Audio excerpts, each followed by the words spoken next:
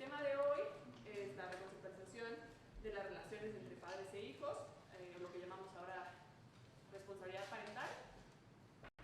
Y la idea del seminario esta vez es partir de la discusión de dos sentencias importantes de la Corte, una sobre transfusión de sangre y testigos de Jehová, y otra sobre educación sexual o la Ley General de Niños, Niñas y Adolescentes, derechos de niñas, niñas y adolescentes, y un caso que se presentó por unos padres en contra de ciertas disposiciones de esa ley.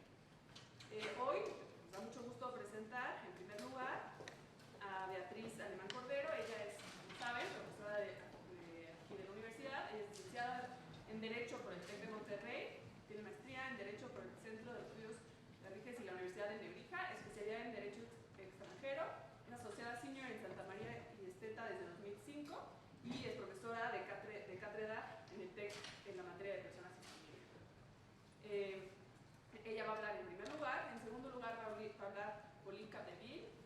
Ella es doctora en Derecho Público por la Universidad de Marseille, tercero en Francia.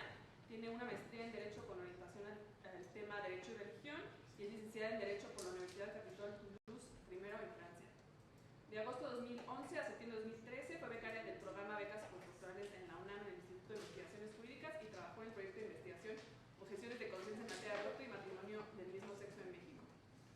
Coordinó entre 2014 y 2018 la cátedra extraordinaria Benito Juárez sobre laicidad en la UNAM y es actualmente investigadora a tiempo completo en el Instituto de Investigaciones Jurídicas de la UNAM y coordina el Diplomado de Bioética, Salud y Derecho y es miembro del Colegio de Bioética. Sus principales líneas de investigación giran en torno a la democracia, derechos fundamentales, Estado laico, objeciones de conciencia, derechos de las mujeres y derechos sexuales y reproductivos.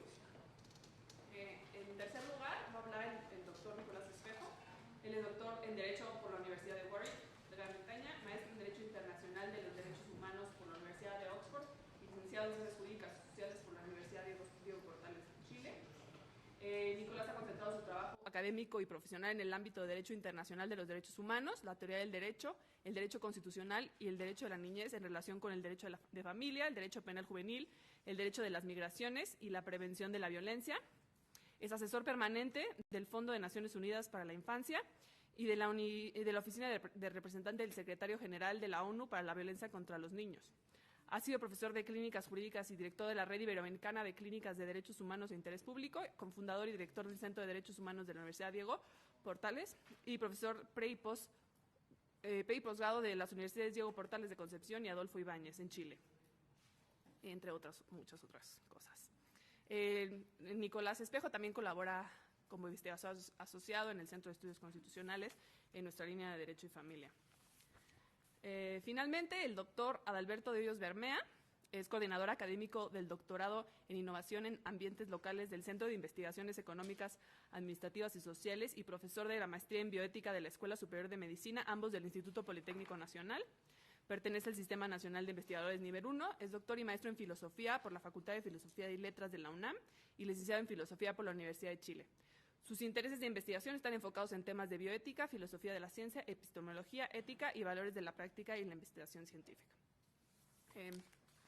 La dinámica de la sesión de hoy es que básicamente cada uno de los ponentes va a tener 15 minutos para exponer su reflexión y posteriormente la sesión se abrirá a preguntas. Me gustaría que hiciéramos algunas preguntas en fuerte, que algunos levantaran su mano. Sin embargo, como tenemos un horario estricto, les dejamos unas cédulas para que cualquier pregunta, en caso de que no dé tiempo para responder todas sus preguntas, ahí tienen se puede poner el correo, etcétera, y esperamos poder contestar esas preguntas de manera posterior y continuar esta discusión.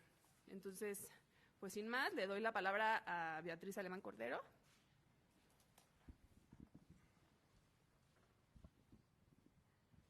Muchísimas gracias.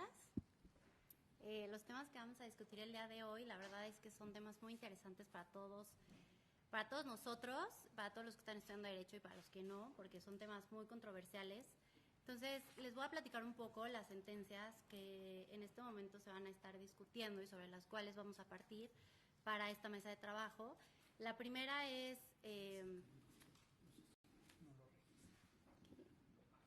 ahí.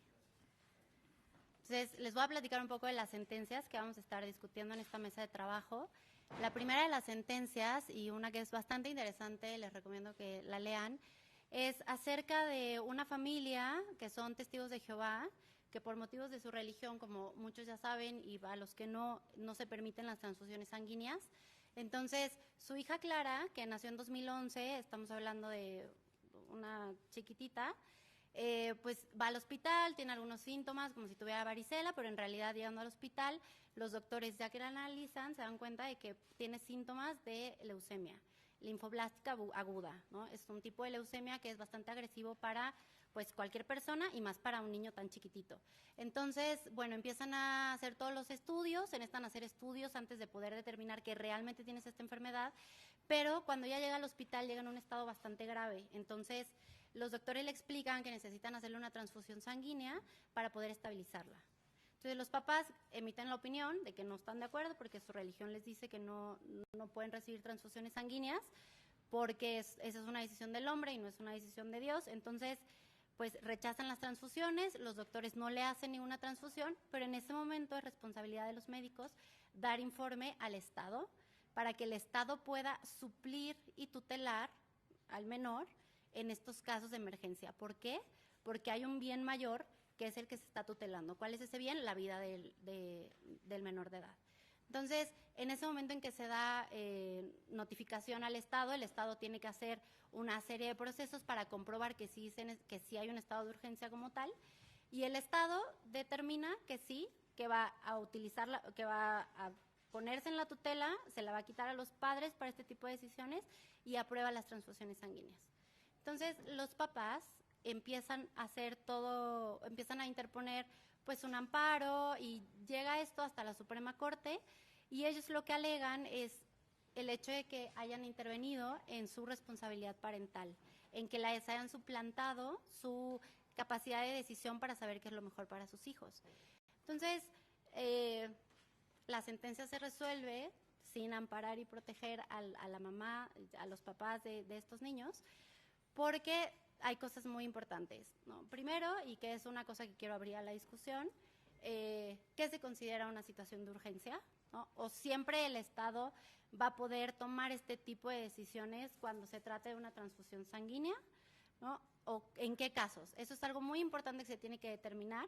En esta sentencia en específico sí se determinó el estado de urgencia, ¿no? Porque la niña estaba bastante delicada, pero también se deja abierto a qué va a pasar después de estabilizarla.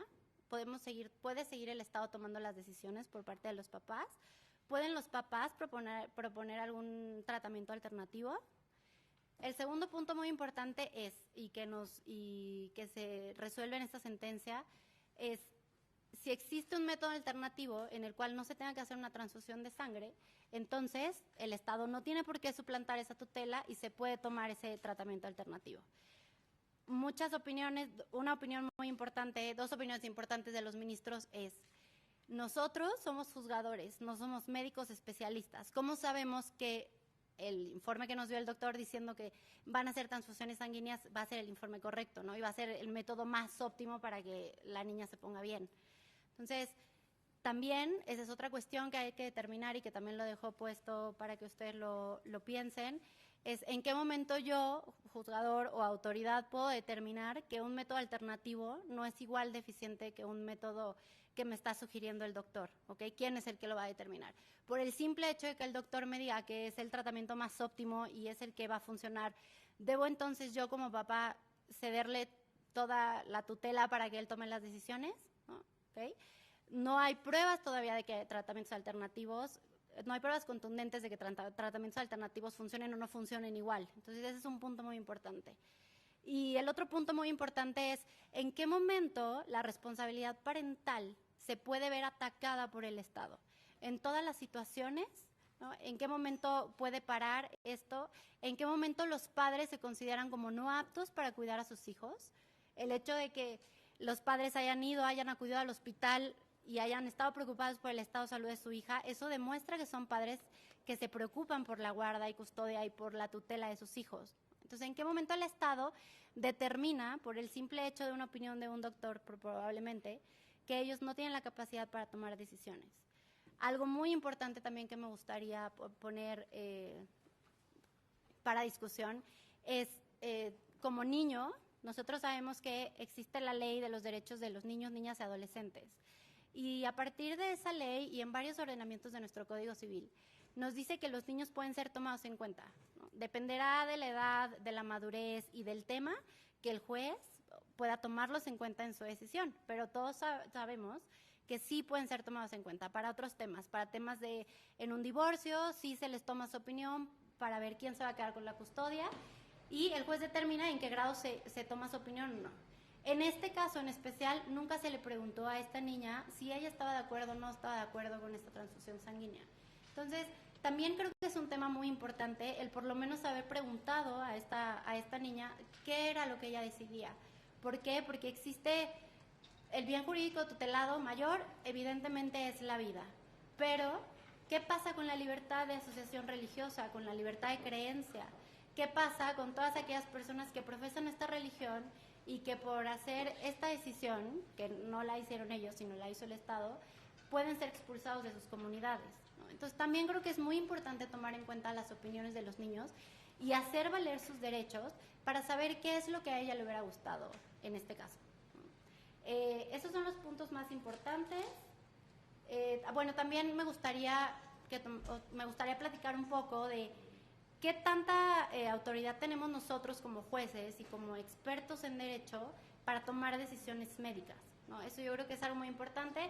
Creo que en este tipo de situaciones, ya que existe una estabilidad por parte del paciente, sí se podría hacer un análisis en el cual pudieran venir peritos y pudieran expresar sus opiniones para decir si realmente los médicos que están tratando están proporcionando el mejor o la forma más óptima de tratamiento, ¿no? Y también pues ver si otros métodos alternativos son los que van a funcionar.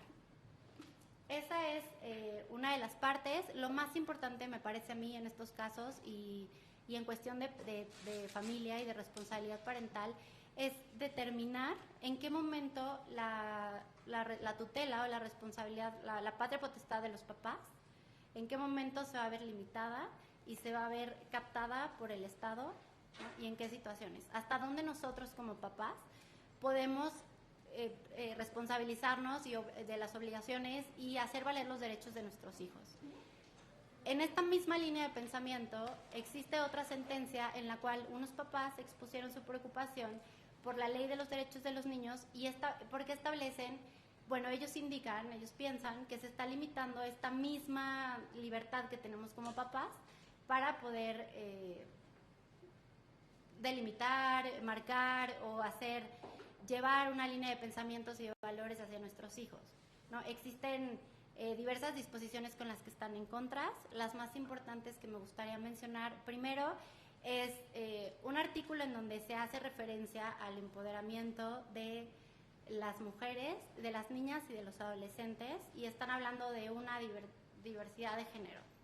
Entonces, hacen mucho referencia a que puede existir una discriminación en torno a que el Estado proporcione mecanismos para que podamos empoderar a las niñas.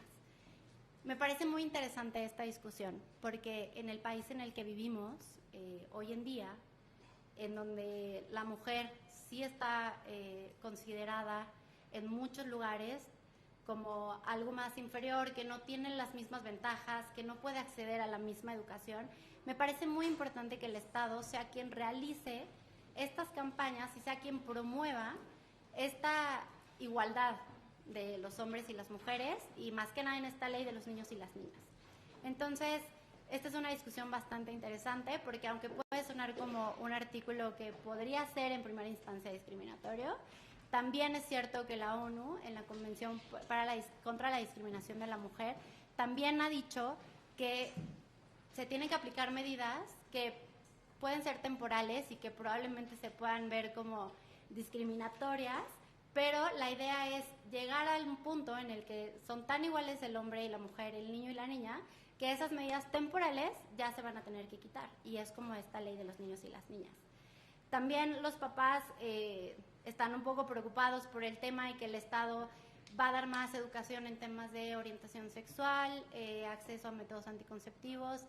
Entonces, los padres están preocupados porque dicen, si yo no quiero educar a mi hijo de esa manera, o si yo no quiero que él tenga las herramientas para llegar a ese tipo de orientaciones o a ese tipo de pláticas, pues entonces, ¿por qué el Estado lo va a tener que promocionar? ¿O por qué el Estado le está dando las herramientas? Y me parece muy válida la discusión, pero lo que me parece más importante es decir, siempre se ha reconocido el derecho de los papás a educar a sus hijos como cada quien quiere, siempre y cuando cumplan valores y principios y no vayan en contra de la ley. La misma ley de los derechos de los niños, el mismo Código Civil y muchísimas otras leyes respaldan ese derecho de los papás a poder decidir y a poder educar libremente a sus hijos. Sin embargo, es responsabilidad del Estado proporcionar las herramientas básicas de educación. Y esta es una herramienta básica de educación. ¿Por qué? Porque vivimos en un país en donde existen muchísimos casos de niñas que están embarazadas a una edad muy corta. Existen muchísimos casos de enfermedades transmitidas sexualmente. Entonces, que el Estado proponga el darles una herramienta a todos estos niños para poder conocer me parece estupendo. Sin embargo, estoy 100% segura de que esto no está vulnerando ningún tipo de derecho de los padres, ni ninguna responsabilidad parental, ni los está limitando en el ejercicio de ese derecho. Simplemente les está dando las herramientas y cada uno podrá elegir qué es lo que le va a enseñar y qué valores son los que les va a poner a cada uno de sus hijos. No sé si me falte algo. Bueno, básicamente esas son las dos sentencias que vamos a estar discutiendo. No quiero que...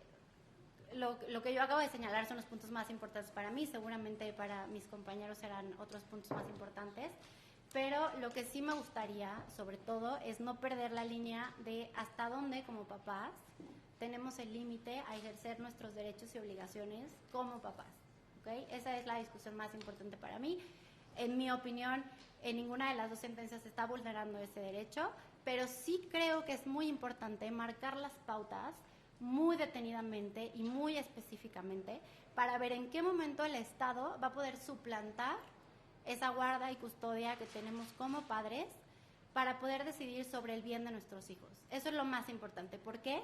Porque no podemos caer en que esto se vuelva un acto de continuidad, en que cada vez que uno de los menores o alguien opine que los papás no están haciendo su función como papás o no estén tomando la decisión como padres de familia, que el Estado pueda intrometerse. ¿Okay? O sea, creo que es muy importante marcar los lineamientos y creo que es algo que todavía nos hace falta, todavía se tiene que poner en discusión, porque si bien es cierto que en las sentencias se marcan varios lineamientos, creo que todavía es muy laxo y se puede todavía delimitar este tipo de responsabilidad para no caer en eso, en el que sea el Estado cada vez que intervenga en cada situación que no le parezca al médico, por ejemplo, que sus papás tomen esa decisión, ¿no? Y lo más importante, porque hemos luchado mucho por eso, es la opinión de los niños, ¿ok? Hacer valer sus derechos y, como siempre, tutelar sus bienes, el bien que sea superior.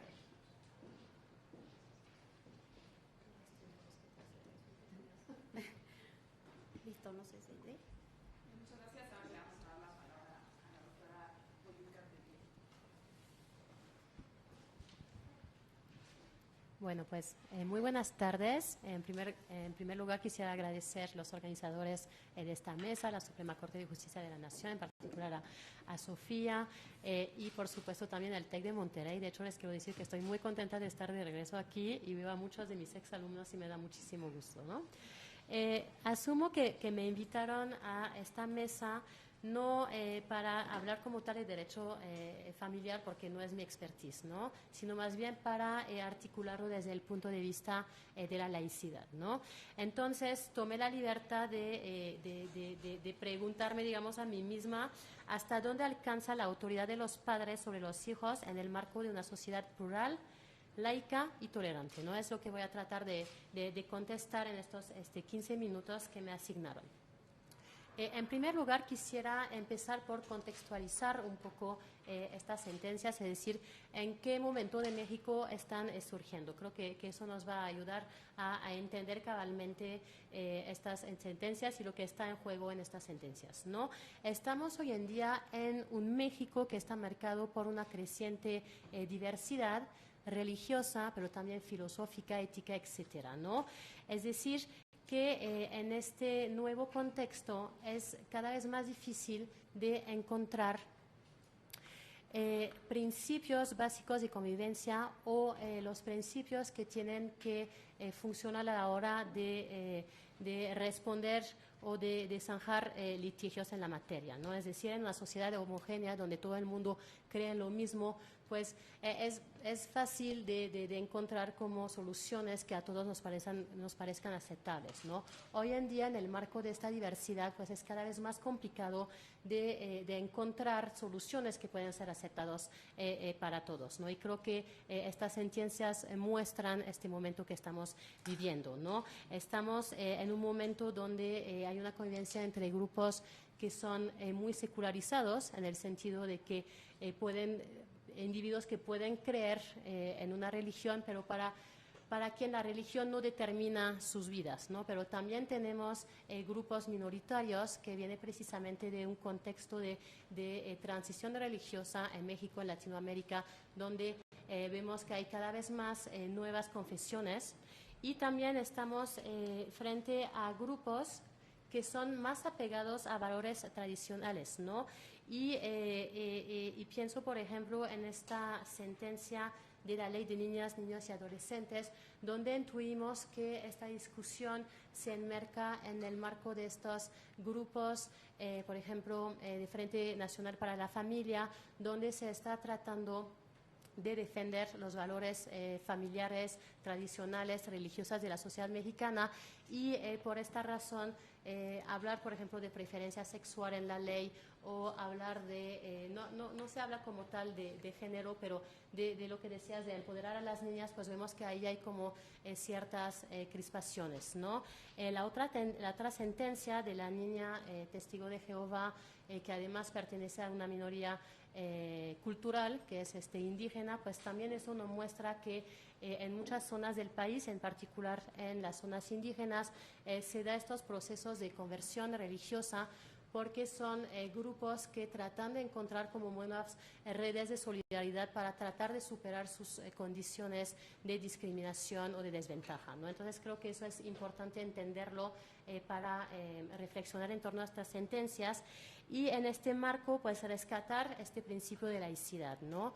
Y entender a laicidad no solamente como este diseño institucional de separación formal, digamos, entre el Estado y los grupos religiosos, pero también pensar en la laicidad como un modelo de sociedad, como un ideal de convivencia donde pues respetamos a todos sus libertad de conciencia, de religión, de pensamiento, pero a la vez no dejamos que un grupo, aunque sea mayoritario, pues pueda imponer a toda la sociedad pues sus principios morales en la materia, ¿no? Entonces, desde este punto de vista, creo que estas dos sentencias son pues sintomáticas, ¿no?, de este reacomodo de fuerzas que estamos viviendo en México, de las nuevas fronteras también entre lo público y lo privado, y de hecho creo que el derecho de familia pues es un muy buen ejemplo en la materia, ¿no? Nos lo vemos en estas sentencias, donde a la vez se pide el respeto a la autonomía de la familia, pero a la vez se pide al Estado intervenir en estas cuestiones, ¿no? Entonces creo que eso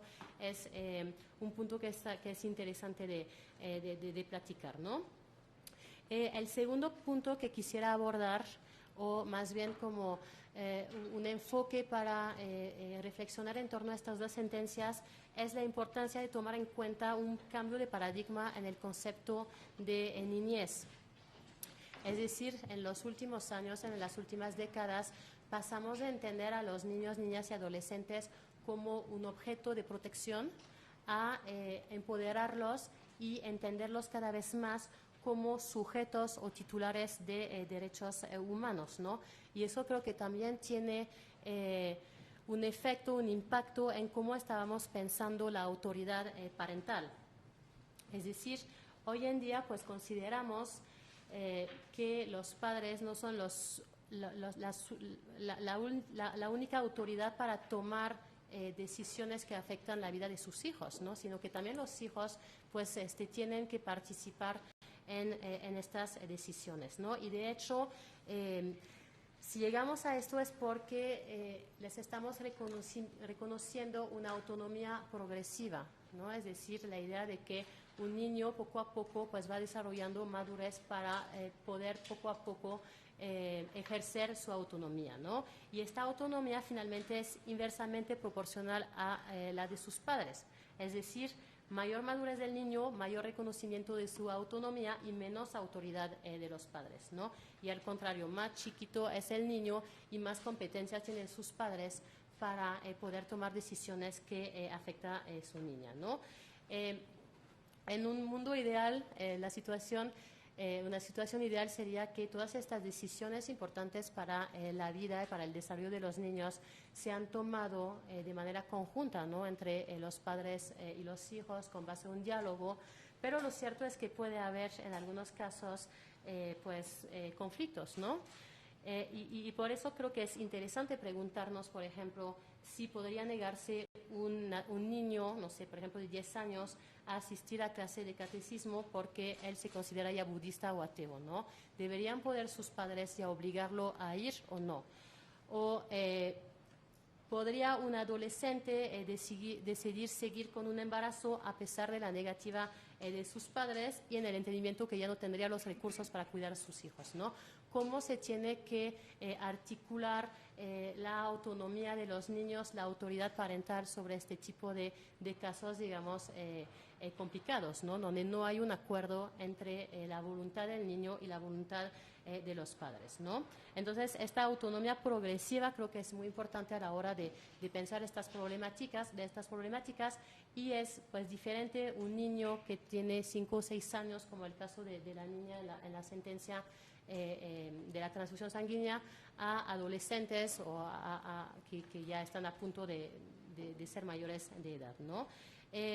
También otra cosa que es importante para pensar la niñez, creo que es dejar de pensar en los niños o en los adolescentes como seres incompletos, o sea, seres en devenir, como adultos en potencia, ¿no? Sino que hay que empezar a pensar que ellos son seres completos en su particular momento de vida, ¿no? Creo que hay una sentencia que habla de trayectoria vital, es decir, pues un niño, él no se proyecta como un futuro adulto, ¿no? Un niño ya se proyecta como una persona completa en este momento de su vida. Entonces creo que eso también es algo que es importante tomar en cuenta a la hora de pensar estas problemáticas.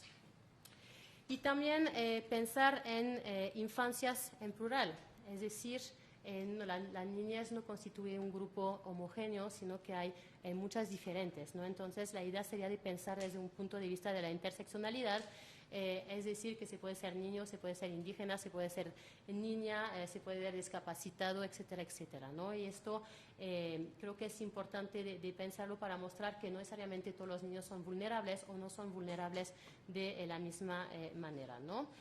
Y esto, por ejemplo, la sentencia sobre el amparo en contra de la ley de niños, niñas y adolescentes, pues lo deja bastante claro desde mi punto de vista, ¿no? Y de hecho, trata de ir más allá de un concepto de igualdad formal, que sabemos que es la idea que la ley no se aplica de la misma manera para todo el mundo, y sabemos que eso puede producir discriminaciones indirectas, ¿no? Entonces, lo que hace el juez en esta sentencia es tratar de pensar a partir de un punto de vista de la igualdad sustantiva, ¿no? Que es precisamente corregir estas asimetrías de poder, y es cuando considera que es importante de empoderar a las niñas y a las jóvenes, ¿no?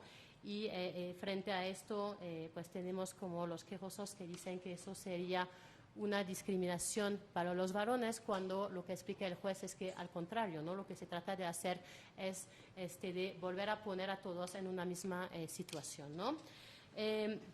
También esta sentencia, lo que me parece pues bien interesante es la argumentación, ¿no? De que los padres de familia, con estas nuevas disposiciones, pierden o se les ve disminuido este derecho a poder educar a sus hijos de manera de acuerdo con sus creencias religiosas o morales particulares, ¿no? Esto no aparece en la Constitución mexicana, pero sí ya es una disposición clásica del derecho internacional en la materia. Y lo que dicen finalmente es que si se le da a los niños y a los adolescentes esas herramientas, pues les estamos como enseñando como valores que van en contradicción con lo que se enseña en casa, ¿no? Y pues lo que dice el juez es que no es cierto, ¿no? Que no existe una vulneración del derecho de los padres a educar a sus hijos de acuerdo con sus propias convicciones, porque ellos siguen teniendo la posibilidad de enseñar en casa valores particulares en materia de sexualidad, por ejemplo, ¿no? Es básicamente la idea es que no es porque tienen acceso a condones que necesariamente los tienen que usar, ¿no? Que necesariamente sus papás les tienen que decir que los deben de usar. Sus papás les pueden decir perfectamente que hay otras maneras de evitar un embarazo o una enfermedad de transmisión sexual, que sería pues no tener relaciones sexuales, por ejemplo, ¿no? Entonces, ahí creo que es interesante retomar esta idea de laicidad como la idea de una sociedad abierta, ¿no? Donde todos los individuos tienen que tener acceso a un piso mínimo de informaciones, de diversidad, para que ellos después puedan tomar libremente definir libremente lo que está bien, lo que está mal, en qué quieren creer, ¿no? Si los padres de familia cancelan esta posibilidad, pues ya estamos perdiendo este ideal de una sociedad donde todos podamos vivir en respeto recíproco, ¿no? Sobre la sentencia de los niños, de la niña testigo de Jehová, creo que es todavía un poco más complejo, porque me parece que hay más principios constitucionales que entran en línea de cuenta, ¿no? No sé cómo voy de tiempo, muy bien, unos 5 minutos, ok. Y ahí se parte del postulado, se asume que esta niña de 5 o 6 años es demasiado chiquita para poder decidir sobre si aceptar o no un tratamiento en especial, y que entonces es la competencia de sus padres de tomar decisiones sobre su salud, es decir, de dar su consentimiento informado, ¿no?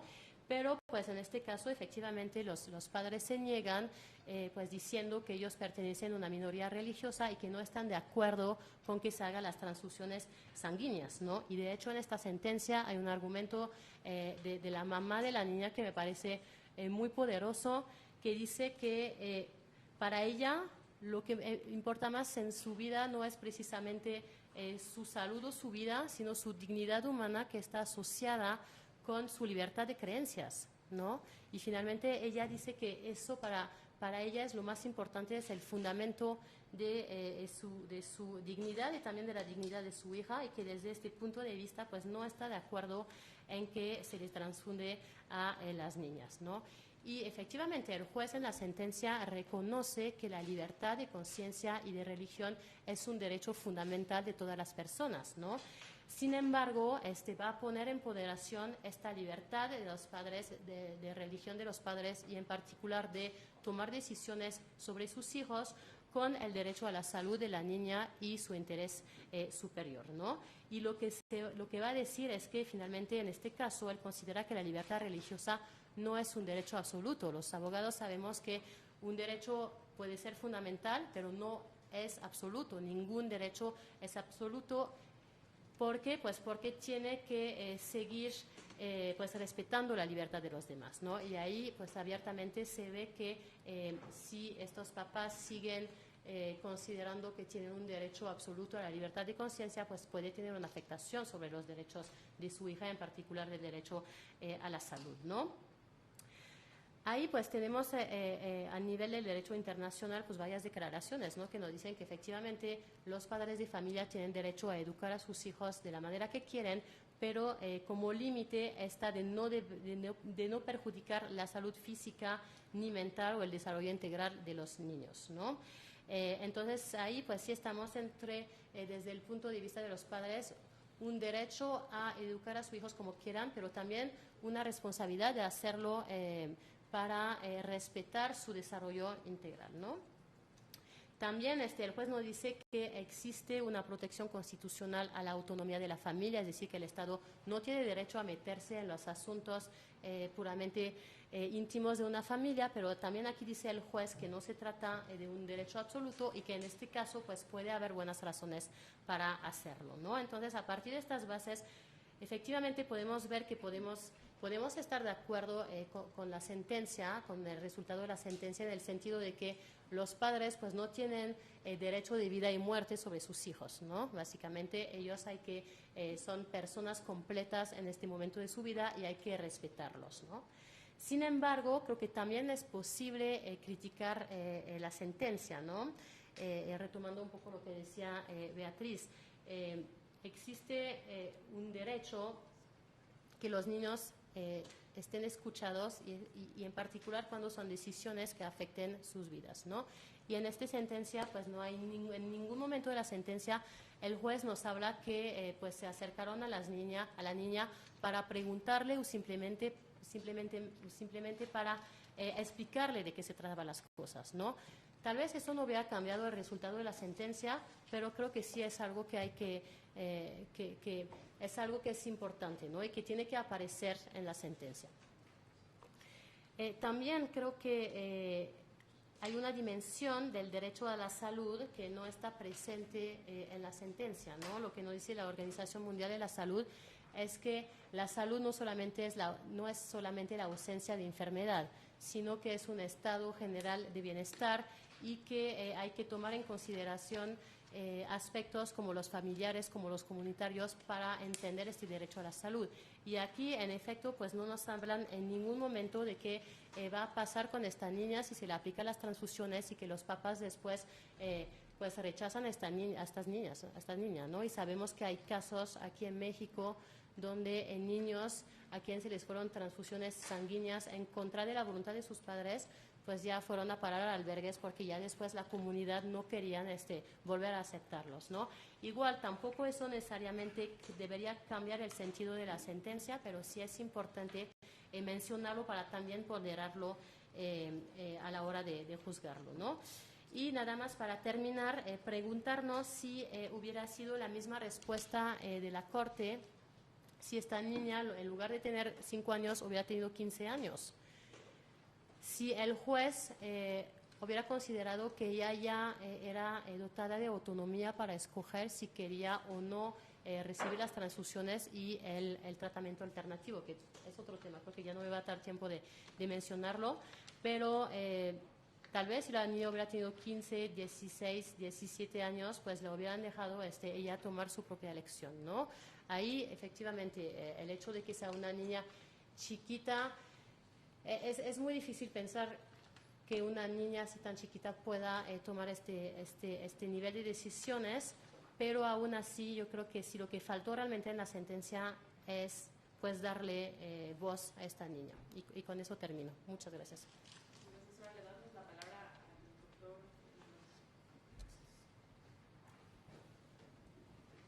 Bueno, muy buenas tardes y estoy muy feliz de estar acá y sobre todo porque, como ustedes ya, si pudieron leer los fallos o si no, lo hacen después, ojalá que se los pregunten en el examen correspondiente, para asegurarnos que eso ocurra, que los incentivos estén bien puestos.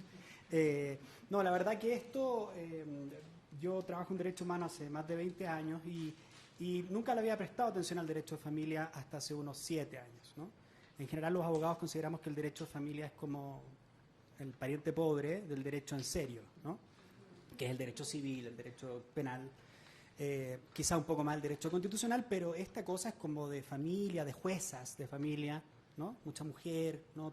de jueza, ahí pocos hombres. Es un lugar de poco poder, ¿no? Jurídicamente, en términos del poder que tiene en términos simbólicos el derecho. Si ustedes comparan el valor simbólico y también probablemente en sus ingresos posteriores, si van a ser abogados civilistas o de familia, esto no es menor. Entonces, esto lo digo ¿por qué? Porque tiene un impacto en la manera en que el derecho de familia se ha conceptualizado a sí mismo y se ha relacionado con los debates de la ética, del derecho constitucional, de la filosofía del derecho, de la sociología, porque esos son los temas que hoy día están pasando por familia. O sea, este pariente pobre hoy día tiene en sus manos, ¿no? la definición de los casos que probablemente son los casos más interesantes, que más tensionan los paradigmas del derecho y que requieren una respuesta bastante compleja porque no son casos fáciles, ¿no? Los casos de Dworkin, de Ronald Dworkin, cuando le dan teoría del derecho, los casos difíciles, bueno, son estos los casos difíciles, ¿no? Del pariente pobre que nadie quiere ir a un tribunal de familia, ahí están los casos difíciles, ¿no? Pero esto es una oportunidad. Y esto es una oportunidad para resignificar, como decía Sofía al principio, que es lo que estamos tratando de hacer desde el centro, resignificar el lugar del derecho familiar en estas discusiones. Y estos casos son un ejemplo paradigmático de esta transformación, que lleva a jueces constitucionales, que probablemente tampoco han pasado muchos por familia, a resolver estos conflictos en una lógica constitucional, ¿no? Es decir, conflictos que normalmente se basan en los hechos, tienen que llegar a un nivel donde lo que empieza a ocurrir es proporcionalidad, ponderación de principios en conflicto, ¿no? Razonabilidad de la medida, qué niveles, contenidos esenciales de los derechos, autonomía progresiva, etc.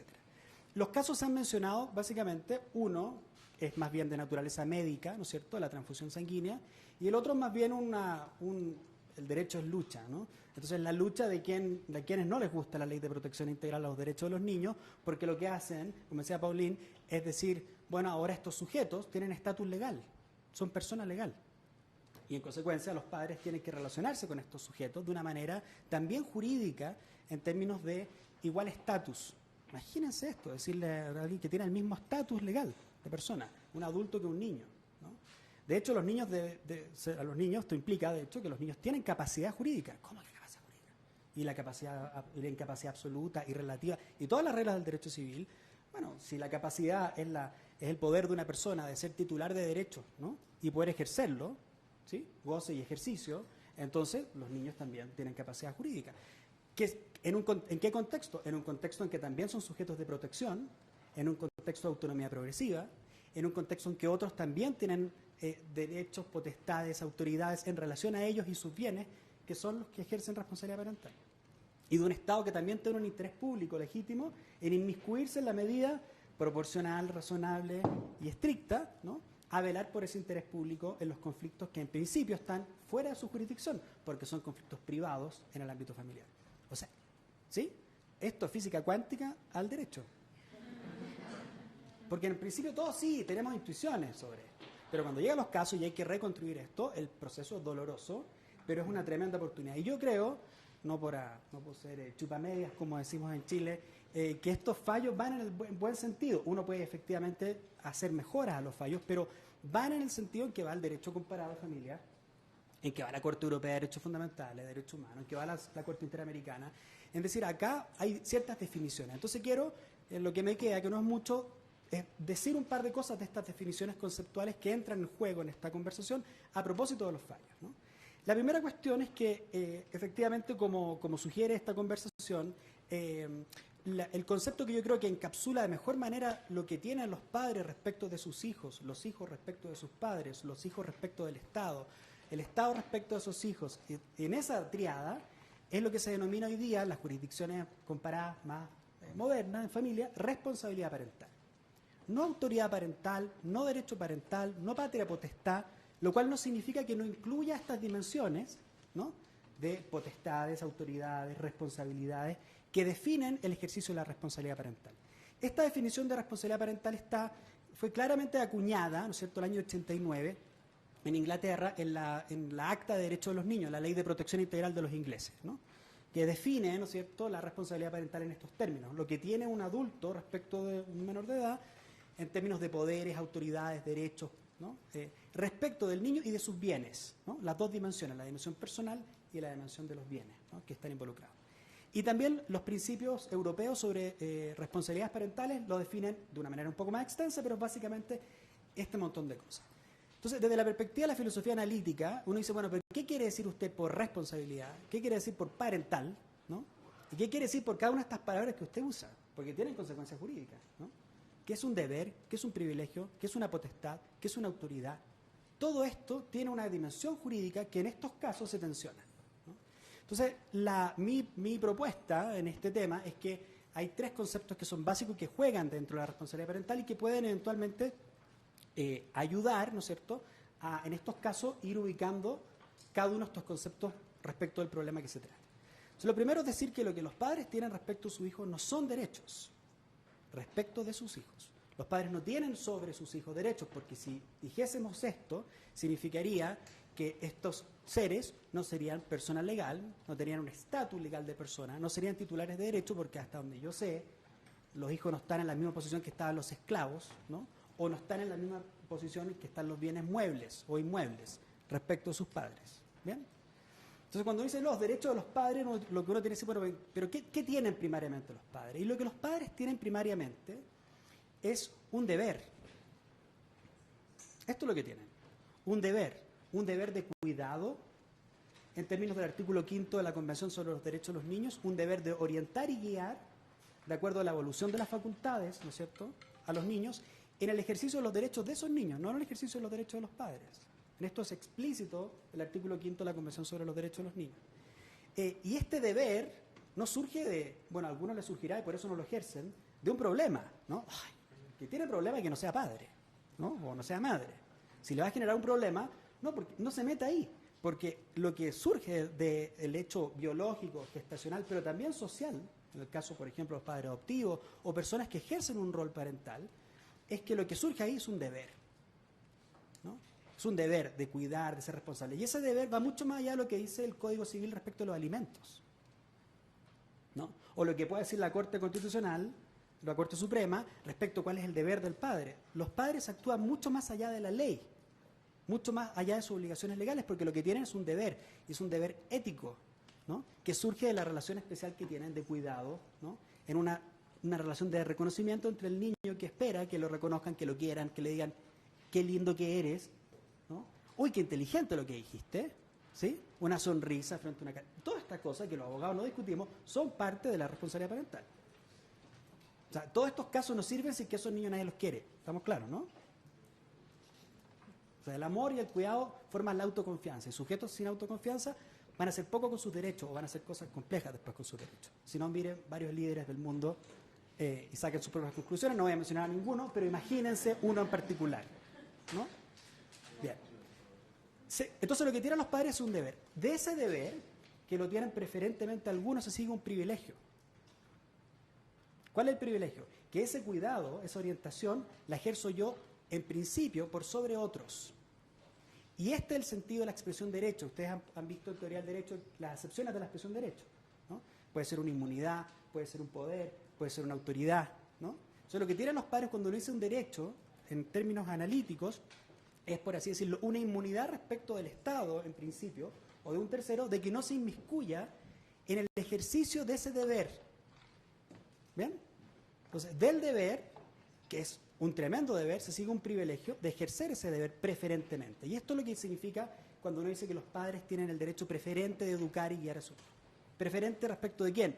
De quien, ¿no? En principio, debe dejar que esa persona es la que ejerza esas funciones de cuidado, salvo que, como demuestran estos casos, hay una justificación constitucional para interferir en ese privilegio, levantar el velo del privilegio y decir, disculpe, con mucho respeto, ¿no?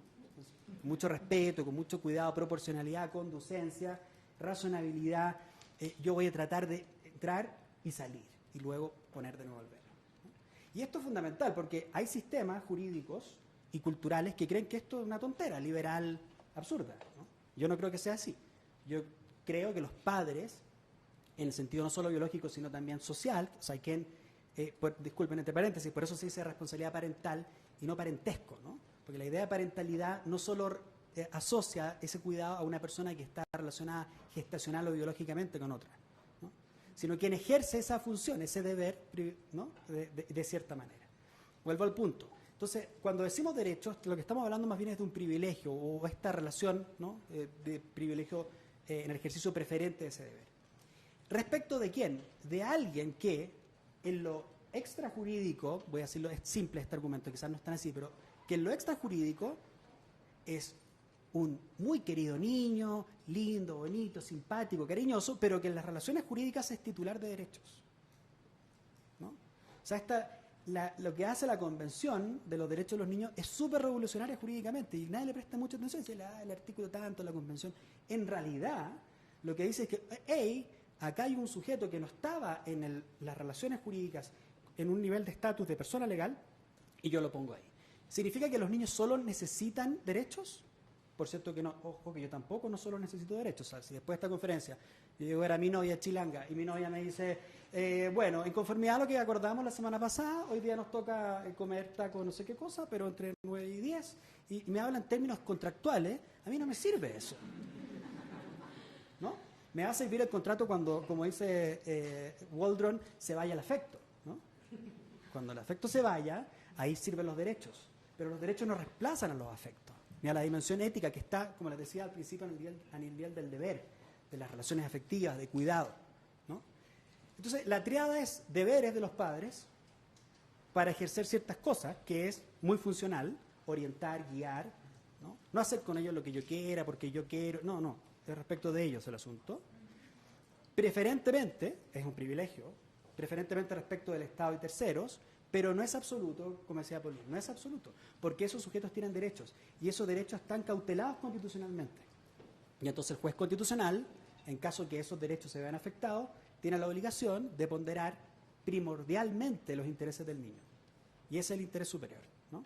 Como dice la Convención, una consideración primordial será el interés superior del niño. Ojo que la Convención, leí en un artículo, no sé si era, creo que el mismo fallo de transfusiones, dice la consideración primordial. En verdad esa es una consideración primordial, dice la Convención. Y esto es importante porque respecto a los niños no solo importan sus intereses en términos jurídicos, tampoco, ¿no? Y hay mucha literatura sobre esto, sobre que también hay otras cosas importantes, pero sí es una consideración primordial. Significa que en la ponderación de conflictos, por ejemplo, libertad religiosa de los derechos de los padres que son testigos de Jehová, no es que no importe esa dimensión, pero el juez constitucional está obligado en el juicio de ponderación a darle un peso específico prima facie, en principio, más intenso a los intereses de los niños. ¿Qué ocurre? Que la relación que tiene un niño con su padre o madre que es testigo de Jehová, el interés del niño a pertenecer en su comunidad religiosa también es un interés del niño. Entonces esta separación media conceptual, abstracta, de que por un lado están los padres y por otro están los niños, eso es lo complejo del caso, que hay que tratar de incluir en esta dimensión, ¿no? Esto es lo conceptual. Lo segundo, ¿me dice Sofía cuánto me queda? Ya. Lo segundo, solo un comentario general, da para muchísimo, pero en materia médica, la responsabilidad parental es sui generis, ¿no? Es decir, no es lo mismo cuando un padre dice, ¿dónde nos vamos a ir de vacaciones? ¿No? Y el privilegio, cómo ejerce, ¿no? Dónde se vive, cómo se viste, en general, que cuando lo que está en juego son decisiones médicas. Y por eso las reglas de responsabilidad parental en materia médica son específicas. Entre otras cosas, que en principio la opinión de los padres vale poco respecto del curso de acción de una decisión médica. Es decir, ¿quién es el que cautela primordialmente el bienestar de un niño en un conflicto de naturaleza médica? No son los padres, a no ser que sean facultativos, que sean doctores, ¿no?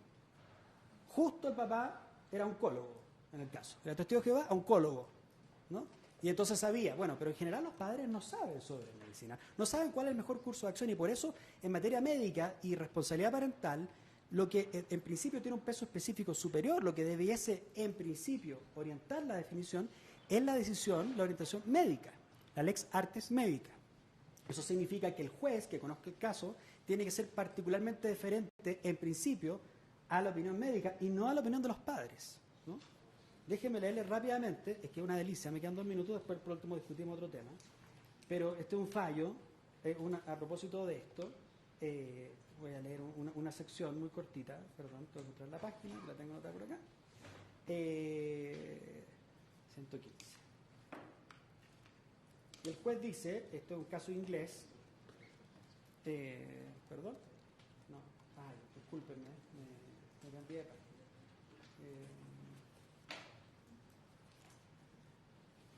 Esto por tener papelitos sueltos acá, no es muy buena técnica. Acá. A propósito del rol que se le da a los padres, ¿no?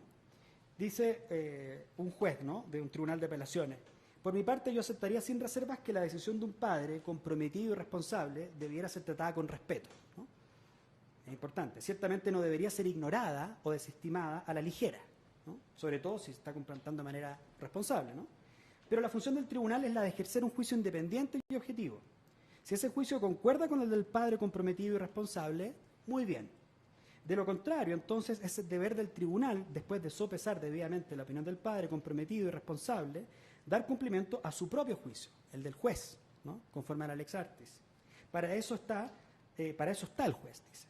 Su juicio puede, por supuesto, resultar equivocado, también así el del padre, pero una vez invocada la jurisdicción del tribunal, su deber es el de alcanzar y entregar el mejor juicio que pueda, ¿no? O sea, en materia médica, en general, como les digo, el valor de la opinión de los padres es menos intenso que en materias que no son de naturaleza médica, porque el campo en el que estamos inmersos es un campo eminentemente científico. Y en ese caso, ¿no?, la opinión de los médicos tiene una ponderación mayor, ¿no? Lo cual no significa que el juez no tenga que resolver el conflicto que se pueda producir entre la opinión del doctor y la de los padres. Va a ser, en principio, más diferente la opinión de los doctores, debiera serlo, pero también escuchar, entre otras cosas, la opinión del niño. Y la segunda regla específica de esto, efectivamente, como decía Paulina, a propósito del derecho a ser oído, es que tratándose de decisiones médicas, uno tiene que distinguir entre niños que son competentes y niños que no tienen el mismo nivel de competencia a la hora de ponderar su opinión en la decisión del juez. Y cuando digo competente y no capaz o incapaz. Todos son capaces, pero los niveles de competencia son distintas en función de la madurez, la comprensión, y ahí se han desarrollado varios criterios a nivel comparado de cómo detectar si un niño es competente. Se le dice competente de Gillick, porque el caso Gillick, que fijó más o menos estos criterios de cuando un niño no puede decir que tiene más o menos competencia, ¿no?, para dar su opinión. Con todo, y ahí aprovecho de reflexionar a propósito de lo que decía Paulina al final, ¿qué pasa si la niña tuviera 15, no 5 o 6, sino tuviera 15, 16, 17?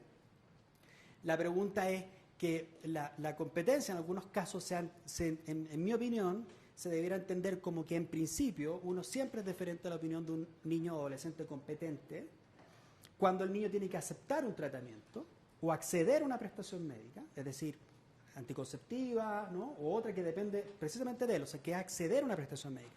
Pero si la decisión es no acceder o interrumpir un tratamiento y el resultado puede ser muerte, ¿sí?, aun cuando sea competente, mi posición personal es que no debiese aceptarse, pudiera justificarse bien el rechazo a esa opinión del adolescente. Primero hay que escucharla, porque si no la escucho, como yo no estoy incumpliendo el derecho a ser oído. Tengo que tomarla en cuenta, tengo que ser capaz de explicar por qué, a pesar de que esa es la opinión inequívoca de un adolescente competente, puede haber buenas razones constitucionales para decir que dentro del esquema de los intereses comprometidos, su interés por la vida es más intenso que el interés por la autonomía. Y que por eso entonces, a pesar de valorar su opinión, en ese caso concreto, uno está en desacuerdo con conceder la decisión del adolescente. Pero es una opinión conservadora, pero yo creo que razonable y conservadora, ¿no? Y de esa perspectiva son reglas específicas que se pueden ir desarrollando en el ámbito de la salud. Y lo tercero, perdón, es solo un comentario, decir que la opinión de los padres en materia médica no es el peso para tomar la definición, ¿no es cierto?, de un caso donde se está discutiendo, por ejemplo, si tiene que haber un trasplante, una transfusión, una desconexión, ¿no es cierto?, de un respirador artificial, etcétera. Decir que la opinión de los padres en principio no es la más relevante en virtud de la norma de la Lex Artis, no significa que no sea irrelevante en otro sentido.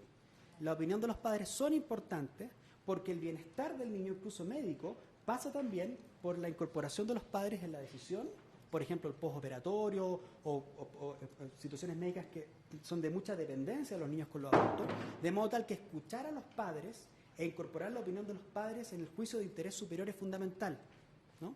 Y cualquier entonces decisión que sea solamente basada en la opinión médica, sacando a los padres de la ecuación, tiene un impacto en el interés superior del niño, independiente de los derechos de los padres.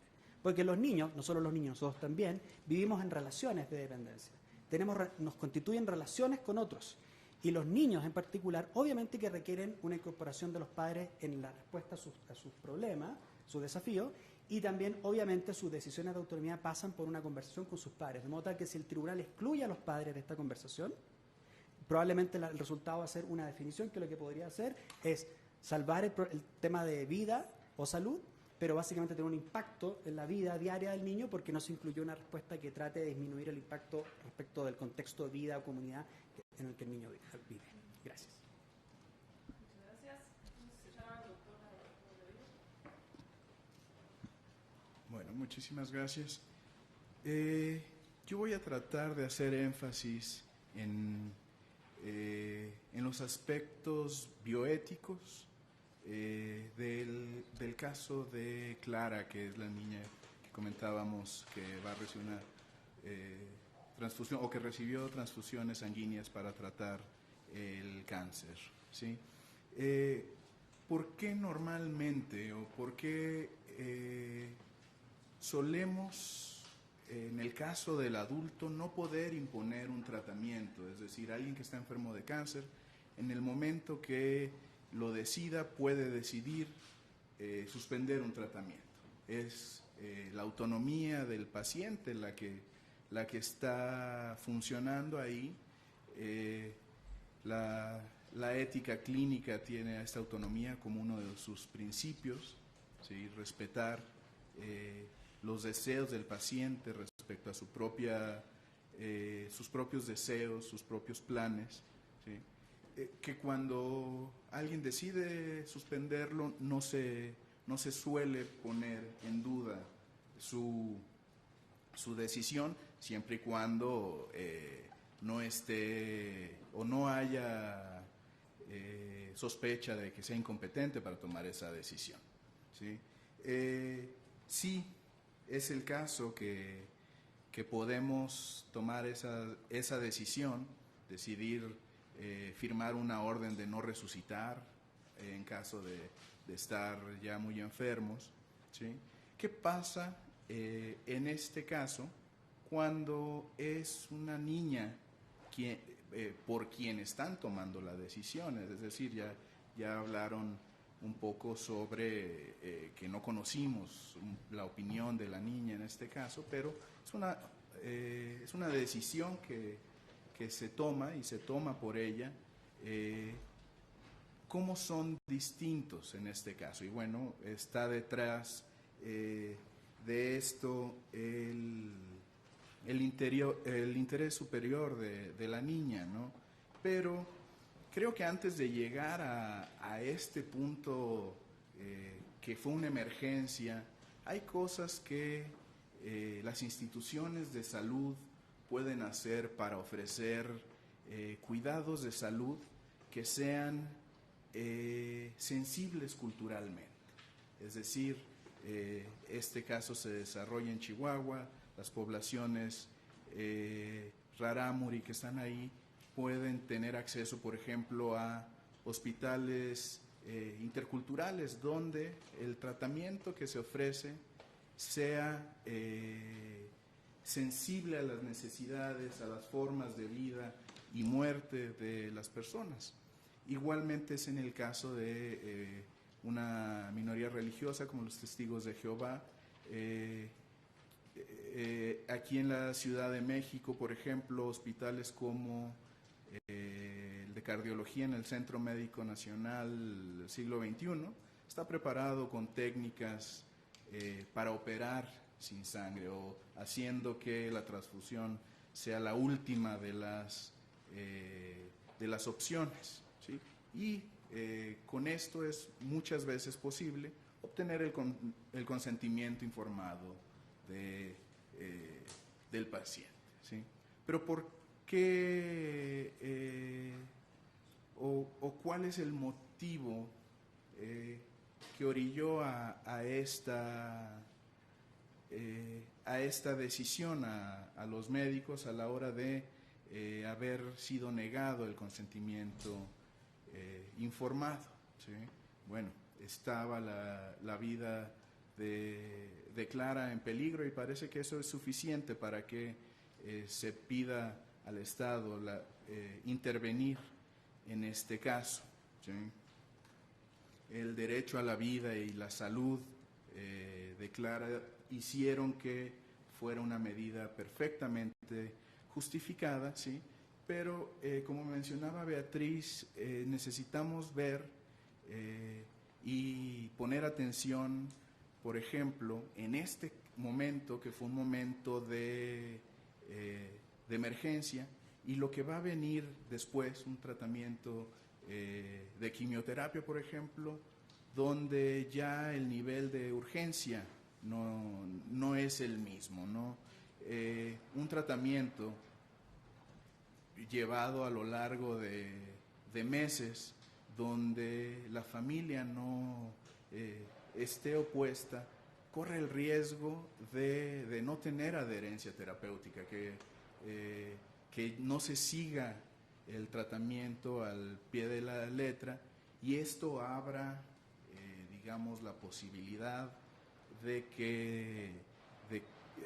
que consideremos un tratamiento alternativo, siempre y cuando tenga evidencia científica acerca de su efectividad. Bueno, como ya platicábamos, los padres en primera instancia son los representantes del interés superior de la menor en estos casos, ¿sí? Los valores, las formas de vida, la crianza, son aquellas cosas que está tratando de protegerse, son las que se están tratando de proteger. Distribuir de forma justa servicios de salud supone no tanto el acceso a consultas mensuales, no tanto el acceso a medicamentos, sino el poder, si establecemos la salud como una capacidad para poder llevar a cabo mis planes de vida o los planes de vida de cada una de las personas, ¿sí? Entonces, la salud, el derecho a la salud está protegiendo eso, el distribuir servicios de salud de manera justa, supone que tengamos la posibilidad de desarrollar nuestros planes de vida de acuerdo a los valores que tengamos, ¿sí? Y bueno, esto hace que cuando en la sentencia se dice que en el momento posterior, donde ya no hay una urgencia, la enfermedad persiste y tiene que seguir siendo tratada, que se tiene que ofrecer un tratamiento idóneo. La idea de tratamiento idóneo que está en la sentencia, quisiera revisarla un poco, decía Nicolás, pues en efecto, no se trata solamente de los aspectos que el médico vaya a considerar importantes, porque ¿qué es el tratamiento idóneo? Va a también pasar por el bienestar en los otros ámbitos de la vida de la niña, ¿sí? En este caso, Clara quisiera que ese bienestar fuera más amplio. Entonces, sí considerar tratamientos alternativos siempre con suficiente evidencia científica detrás de ellas, permite que se proteja un bienestar más amplio que uno más estrecho. Creo que es una posibilidad que al menos se debería considerar. Bill Fulford dice, cuando expone sobre una medicina ya no solo basada en evidencia, sino centrada en el paciente y basada en valores, sobre el caso de un tratamiento psiquiátrico a una depresión aguda, ¿sí? Al aplicar ese tratamiento, la paciente, que de profesión es pintora, perdió, como efecto secundario del medicamento, perdió la percepción del brillo de los colores. Ergo, su forma de vida, su plan de vida perdió sentido y abandonó el tratamiento. Este es un ejemplo donde quisiera mostrar cómo un tratamiento idóneo que solo esté protegiendo los aspectos fisiológicos del tratamiento pudiera al menos ser cuestionado, ¿sí? Ya no repaso los temas de la participación del menor, pero solamente quisiera establecer qué es lo que quisiéramos específicamente en el caso de la toma de decisiones médicas de un menor, ¿sí? ¿En qué momento puede empezar a ser más seria? Parece que estamos justo en las antípodas 5 y 15, pero hay niños que a los 10 años pudieran estar previendo las consecuencias de un tratamiento para ellos, mientras que en otros momentos, bien entrados los 30 años, no los pudieras estar viendo, ¿no? Entonces, ¿cómo determinar? Y aquí, bueno, es muy difícil, pero al menos lo que se quisiera que un niño pudiera hacer es abstraer los escenarios posibles a partir de cada una de las decisiones médicas para conocer las consecuencias que hay. Si un niño puede hacer esa abstracción, creo que pudiéramos suponer que sabe qué significaría, qué resultados tendría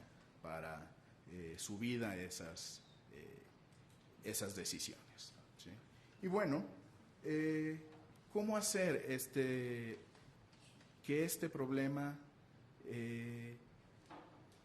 quizás ya en la jurisprudencia está entrando de esta forma, pero quisiera dar algunos lineamientos para la práctica clínica que permitieran que aparezca el conflicto, ¿sí? Es decir, sería importante para los médicos, por ejemplo, desarrollar competencias culturales.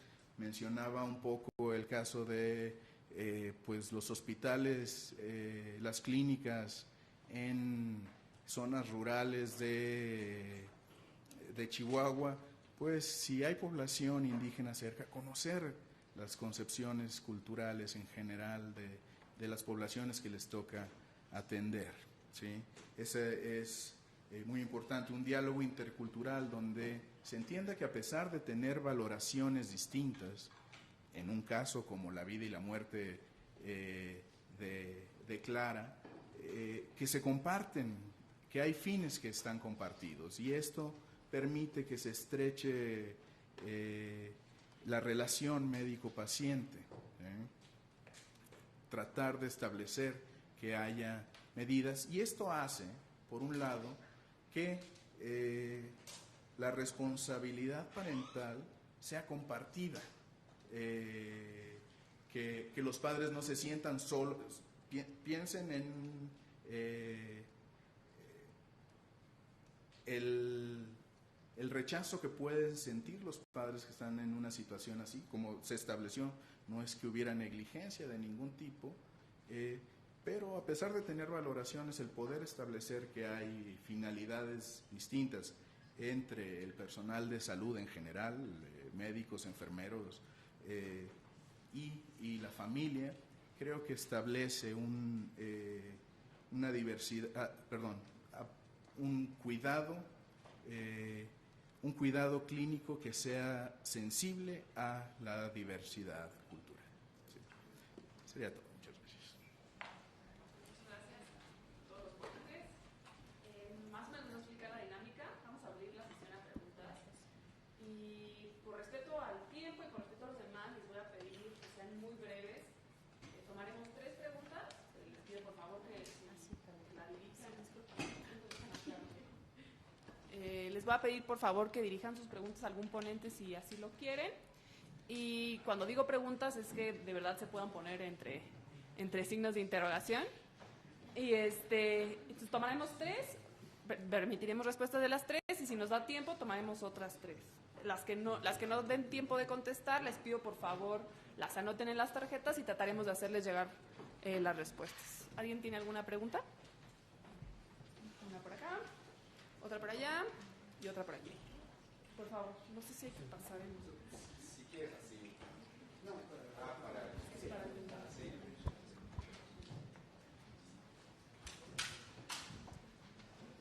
En el marco de la discusión de la universalidad y la relatividad de derechos humanos, y entendiendo un poco la discusión entre Oriente y Occidente y los estándares de derechos humanos, y que con el asunto migratorio pues hay grupos culturales que viajan en todos lados, ¿podrían hacer algunas reflexiones respecto de este reto en particular?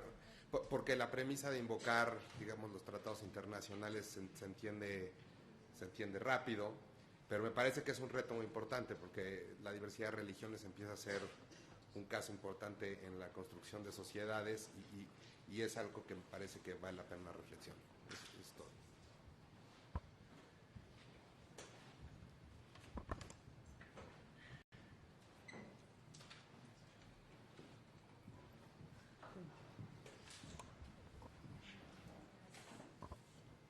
para el doctor Nicolás Espejo. Cuando usted habló de los niños competentes o adolescentes competentes, ¿qué pasaría en una situación en donde un adolescente competente decide no tomar el tratamiento médico y sus papás apoyan esta decisión? En este caso, ¿se le pasa la jurisdicción al médico todavía o se queda la decisión entre familia?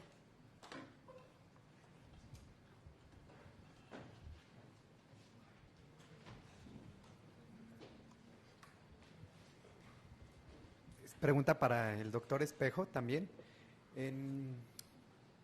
Y esto qué tiene que ver, porque el tema de la responsabilidad parental en México, al menos desde el punto de vista teórico, es desconocido.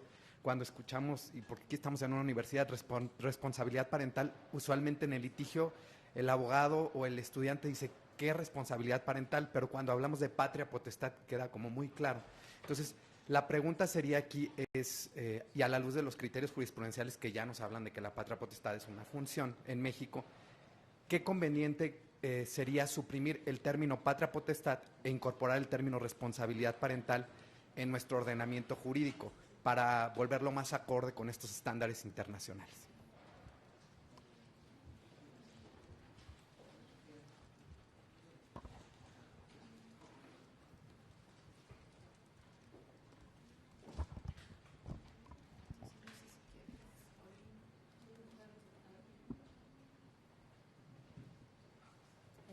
Sí, creo que es una pregunta muy interesante porque efectivamente hay contextos de diversidad y hay algunos países donde efectivamente ya estamos en situaciones donde puede haber concepciones muy diferentes en torno a algunos temas sensibles. Bueno, yo vengo de Francia y ahí realmente sí está siendo complicada la situación y más desde una perspectiva de laicidad pues bastante severa que tenemos, ¿no? Por ejemplo, en Francia tenemos en los hospitales mujeres musulmanas que no quieren ser examinadas por médicos varones, ¿no?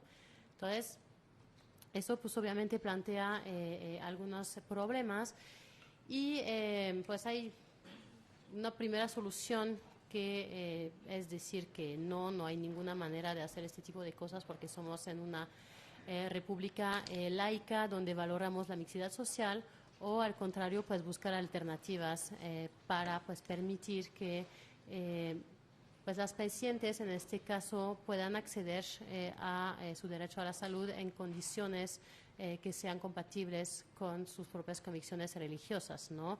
Por ejemplo, en Canadá lo que se hace es que se parte de la idea de que hay que valorar altamente estas identidades, ¿no? Estas identidades diversas, culturales, religiosas, y normalmente lo que se hace es partir de la idea de que el Estado tiene una obligación de resolver de manera favorable este tipo de solicitudes, ¿no? Salvo que haya alguna carga demasiado pesada para el Estado, ¿no? Que sería en este caso que fuera imposible organizar los servicios de manera que siempre hubiera una mujer de guardia para atender a las pacientes, ¿no?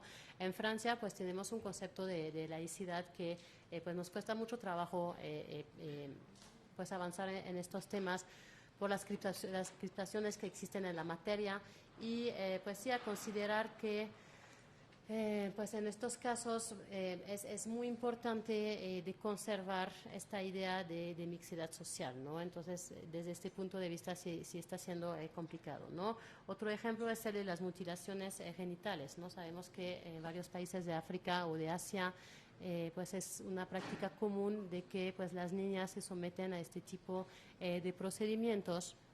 Y, por ejemplo, en Italia hubo un intento desde los poderes públicos de tratar de convencer a los padres que al lugar de pues primero ir a hacer esto en los países de origen durante las vacaciones lo hicieran en Italia en el marco de procedimientos en condiciones óptimas de sanidad y haciendo como una mutilación simbólica, ¿no? Es decir, por ejemplo, una pequeña perforación de clítoris, ¿no? Y ahí pues también estamos de nuevo en estos tipos de debates, ¿no? Hay quienes dicen que esto pues no se vale porque es una lesión a la integridad física de las niñas en este caso, que esto, y eso va un poco en el mismo sentido de lo que pensamos en Francia, de que vuelve a poner a las mujeres en una situación de desventaja y que más bien lo que tenemos que hacer es superar este tipo de cosas.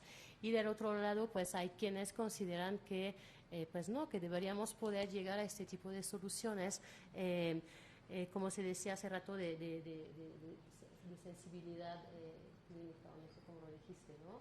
Pero pues sí, de poder ser sensibles a este tipo de dilemas, ¿no? Culturales, éticos, ¿no? Sí, claro. A mí me gustaría agregar, muy en sintonía con lo que dice Pauline, que debemos de ser muchísimo más abiertos porque, como bien dices, tenemos cada vez más una ola de migración, gente con otras creencias, gente... Entonces, sí creo que debemos de ser más flexibles en general como sociedad, pero también creo que es muy importante que en tanto derecho nos marquen esas pautas para saber en qué momento el Estado sí puede intervenir en una situación de urgencia, en una situación de necesidad, pero que estén muy bien marcadas para que no sea un motivo de que el Estado intervenga cada vez que quiera, ¿no? Y entonces, lo más importante, además de cubrir esas situaciones de urgencia o de emergencia o especiales donde hay un bien jurídico tutelado, un interés superior, ¿no? que sea solamente en esos casos, ¿no? Y cuidar muchísimo la no discriminación. No, creo que se quedó cubierto. Y, a ver, sobre las dos preguntas, a propósito, ¿qué pasa si hay hubiese un rechazo a un tratamiento, entendí, por parte de un adolescente? Supongamos que es competente, ¿no? Se hizo un análisis de competencia, concurre con sus padres, y entonces, ¿qué?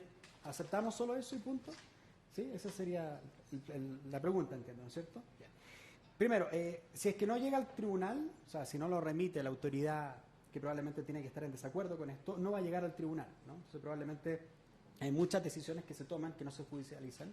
Y efectivamente, en ese caso, si es que no llega al tribunal, porque normalmente se opone el hospital, ¿no? El centro médico correspondiente, entiendo que en el caso de México sería la Procuraduría, tendría, ¿no es cierto?, que hacer una gestión también en el mismo sentido, y esta adolescente y su familia oponerse a la decisión de la Procuraduría. En ese caso, de todas maneras, si el caso llega al juez, porque hay conflicto entre la posición técnica y la de los padres con el adolescente, el juez debe fallar y falla con independencia, ¿no? O para decirlo de otra manera, el juez no falla solo homologando la decisión del adolescente o de los padres, ¿no? La función del juez es propia, es un mandato específico de ponderación que él debe hacer de todos los elementos de bienestar o interés superior que se presentan en el caso, incluida la opinión médica, pero que no se agota solo en ella, sobre todo viendo, a propósito de lo que decía Alberto, si es que es una decisión que al revertirla va a tener una consecuencia probablemente médica o de bienestar en el niño muy intensa, probablemente el juez, aunque no quisiera aceptarla, debiera aceptarla, ¿no? Y hay jurisprudencia comparada en este sentido, ¿no? Hay un caso que me estaba acordando ahora, de hecho, de una niña pequeña con alto nivel de dependencia. Los doctores dicen, en Inglaterra también, hay que desconectarla. Pasa muchos casos de esto en Inglaterra, que los doctores dicen, no más, desconectarla porque está sufriendo, el tratamiento no funciona, etc. Y el juez y la madre se opone. Y cuando el juez tiene que conocer esto, decide aceptar, o sea, rechazar la opinión del hospital, tomar la opinión de la madre, pero no porque crea que la madre tiene derecho, ¿no?, a ella a decidir si el niño sigue viviendo, sino porque la información que le dio la madre respecto de cómo reaccionaba, por ejemplo, la niña en algunas cuestiones, por ejemplo, cómo ponía los ojos cuando ella estaba al lado, cómo la seguía con la vista, cómo reaccionaba cuando ella salía de la sala. Todas estas cosas al juez le dieron, ¿no?, información para decir, en este caso, lo que yo entiendo es que esta niña no está, ¿no?, en una situación de la cual no haya que seguir otorgándole, ¿no?, apoyo médico. Y entonces tuvo por rechazar la opinión del... Lo que quiero decir con esto es que en principio el juez hace una evaluación independiente. Si la opinión del adolescente, el juez considera que de todas maneras hay que mantener la vida del adolescente, yo creo que un juez en principio debe mantener la vida del adolescente a todo evento, salvo que la consecuencia de mantener la vida sea un sufrimiento, ¿no?, que sea un sufrimiento más intenso que mantenerlo de vida, o por ejemplo que esté en una situación terminal y que no haya un tratamiento correcto y que además las condiciones paliativas sean deficientes. Por eso los belgas tienen una eutanasia de menores de edad con autorización de los padres, los holandeses sobre los 12 años también. O sea, hay hipótesis donde mantener a un adolescente vivo puede ser tortura, teatro cruel, inhumano o degradante, si lo hace en un hospital público a lo menos, ¿no? Y el juez lo autoriza, ¿no? Entonces, todo es muy respecto al caso. Lo importante es que el juez debe pasar por el análisis, ponderar todos estos elementos y no basta con que un adolescente diga que quiera morir para que un juez esté obligado, por la opinión del adolescente, a aceptar la muerte. El derecho que tiene el adolescente a dar su opinión, a que se tome en cuenta, el juez está obligado a ponderarla, a justificar, y si tiene una teoría del interés superior respecto a los intereses involucrados, podría justificar que hay preferencia lexicográfica del interés de la vida por sobre el interés de autonomía, por ejemplo, ¿no? Pero tiene que argumentar esto, si no un argumento no puede decir no porque la vida es santa, ¿no? No, o sea, así no se, así los jueces, bueno, un buen juez no falla así, tiene que explicar y justificar. Y a veces uno está en desacuerdo con los fallos, pero lo importante es que hagamos un trabajo serio. Y lo segundo, la pregunta de la responsabilidad parental. Es una pregunta buena porque es no sé, ¿no?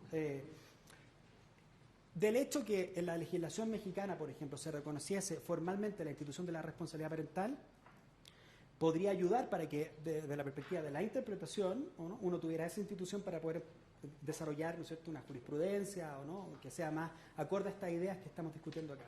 Pero es una condición sine qua non, ¿no?, por la cual efectivamente va a haber una mejora, ¿no?, en las condiciones de interpretación que tiene la Judicatura de Familia, ¿no?, o la Procuraduría sobre la responsabilidad parental.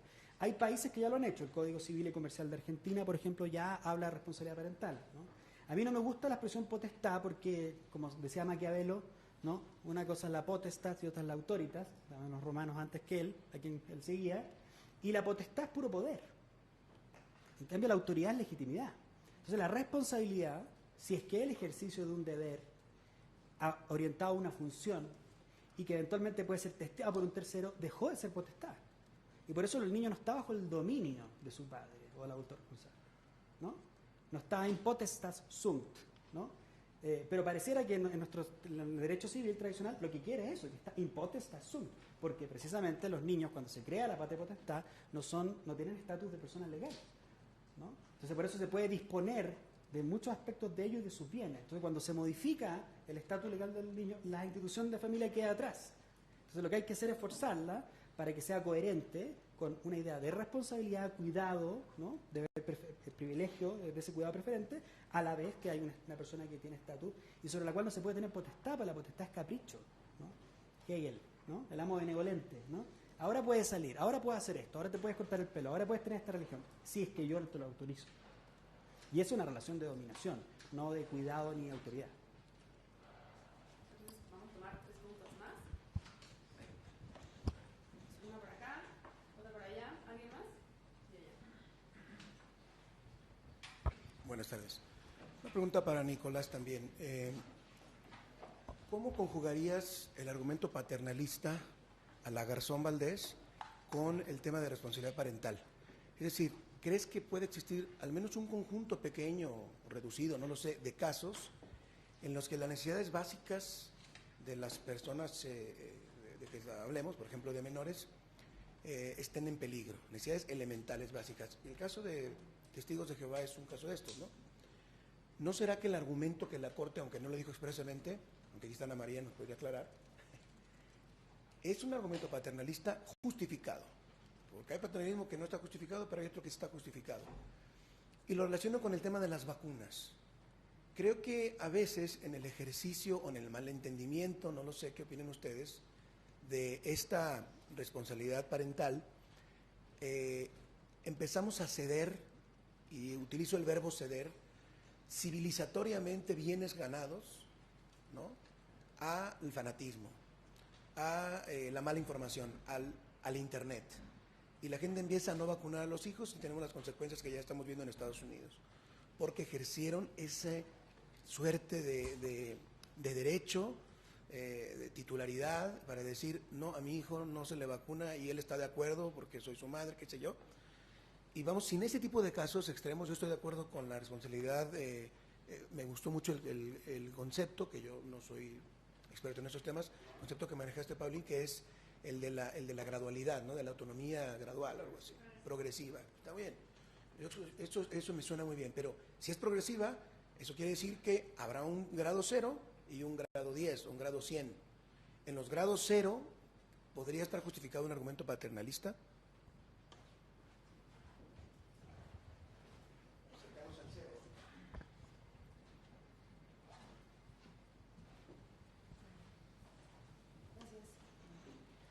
Sofía, una pregunta. Tengo 2 dudas. Escojo una por motivos de tiempo, supongo. Ok. Una duda para doctora Adalberto. Considerando lo que dijiste sobre los tratamientos de hospital, que deberían de ser un poco más sensibles a esta diversidad cultural y demás, ¿no piensa usted que quizás esa diversidad y esa sensibilidad al culto religioso sea también causante de racismo y discriminación, puesto que también hay discriminación dentro de la misma diversidad religiosa, donde unas se toman en cuenta más que otras y donde las soluciones médicas van a ser preferentes a personas de cierta religión sobre otras que quizás pienses, bueno, son grupos minoritarios religiosos que piensan en un chamán que a muy poca gente le importa, y eso por ser grupos minoritarios ya es discriminación y no se les aporta esa solución médica que quizás sí se les puede dar a los testigos de Jehová, a la gente de la comunidad judía, etcétera.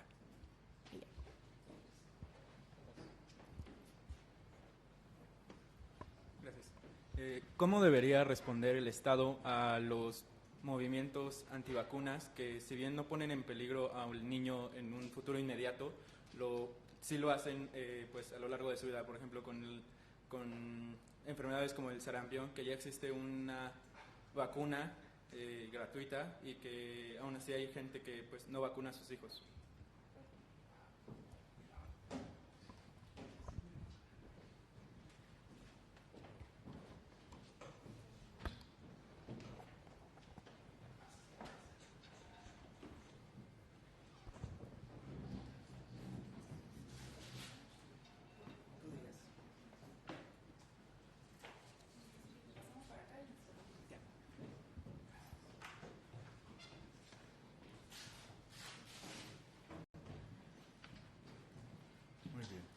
Déjame primero atender el tema de estos cuidados diferenciados, culturalmente sensibles.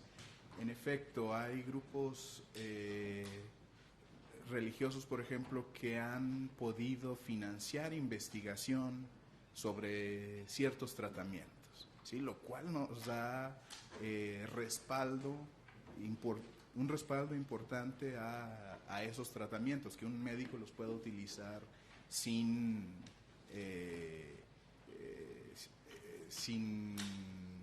suponer que esté haciendo algo mal, ¿sí? Pero por otro lado, y en el caso de los cuidados o la medicina tradicional, por ejemplo, también se han hecho estudios donde muchos de los tratamientos tradicionales tienen cierta efectividad. Obviamente hay temas o enfermedades que no pueden curar, pero lo importante, por ejemplo, de hospitales interculturales es eso, que aparte de haber un médico tradicional, haya también un médico científico para que pueda haber una referencia, ¿sí? Aquí vamos a cuidar, por ejemplo, los aspectos espirituales de ese cuidado, pero serían o son médicos los capacitados para reconocer aquellos casos donde necesitan hacer la referencia, ¿sí? Los hospitales que en efecto existen y no son tantos, tienen esa posibilidad. Obviamente se vuelve difícil atender a las particularidades de la diversidad cultural en México, es amplísima, ¿no? Entonces, pero bueno, creo que este caso los gobiernos locales, aquí el gobierno local tendría mucha importancia en poder determinar cuáles serían los más importantes a ofrecer, y poniendo siempre como límite que ninguno, esto que mencionas, no puede abrir la posibilidad o no deben abrir la posibilidad de discriminación. los tratamientos que se ofrezcan, y esto está bloqueado por la ley, permitan cualquier clase de discriminación. ¿Sí? Bueno, hago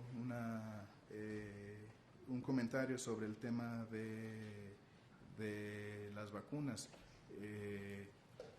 Se puede tomar la posición fuerte y paternalista de decir, en caso de una pandemia, una epidemia fuerte, pues sí, llamas y vacunas, porque está la vida de todos en juego, ¿sí? Pero digamos que va a ser una posición siempre problemática. Creo que no pierde responsabilidad. Si un niño muere por no haber sido vacunado, los responsables son los padres y tienen que enfrentar consecuencias jurídicas de ello, ¿no? Y bueno, una forma suave de alentar a la vacunación es lo que sucede en el sistema público de educación, donde bueno, quieres venir y estar con otros niños, quieres servicios del Estado, muéstrame que estás vacunado, si no, no te puedo permitir que pongas en riesgo a los demás niños que están aquí. Sería mi opinión.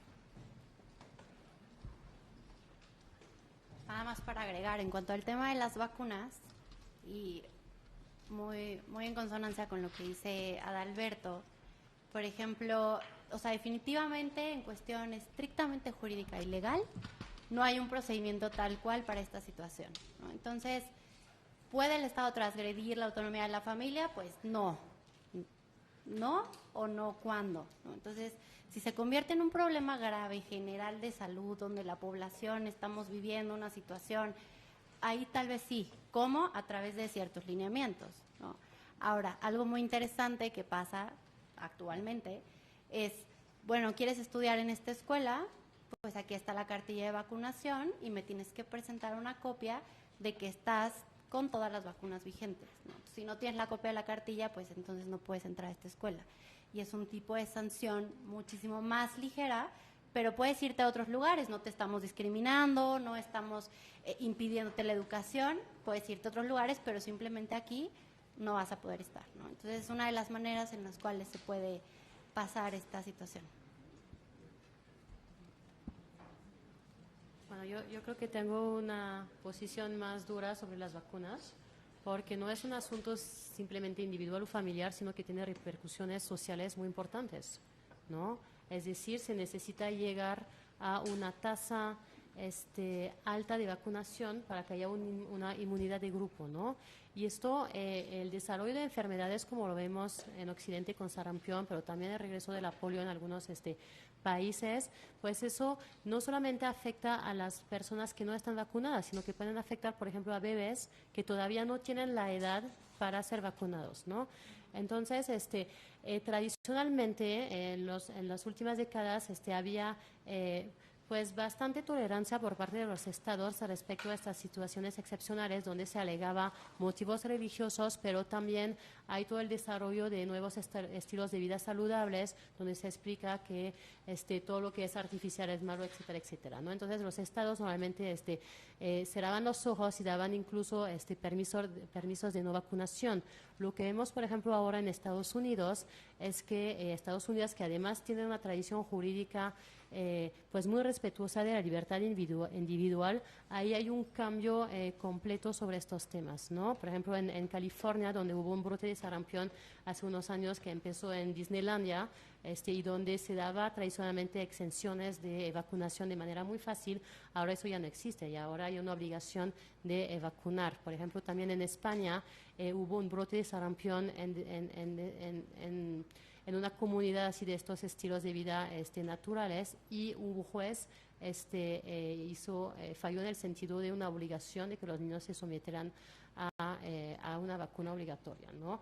Yo creo que ahí la diferencia entre los casos que hemos visto anteriormente es que sí hay una afectación a la comunidad en conjunto y que por lo tanto sí hay buenas razones para ser más estrictos sobre esta problemática, ¿no? Estamos escuchando cosas que parecen locuras, ¿no? Fiesta de sarampión, donde los papás se juntan cuando un niño está contagiado para que todos se contagian y puedan después como desarrollar la inmunidad.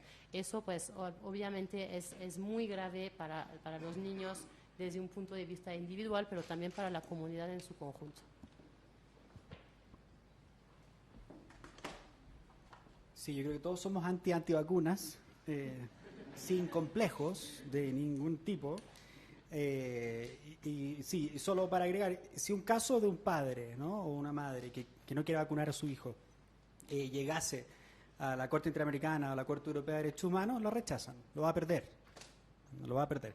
Lo va a perder en el caso europeo probablemente por margen de apreciación, va a decir que el Estado está en mejor condición de evaluar esta cosa, probablemente como se le da las manos al Tribunal Europeo en muchas ocasiones.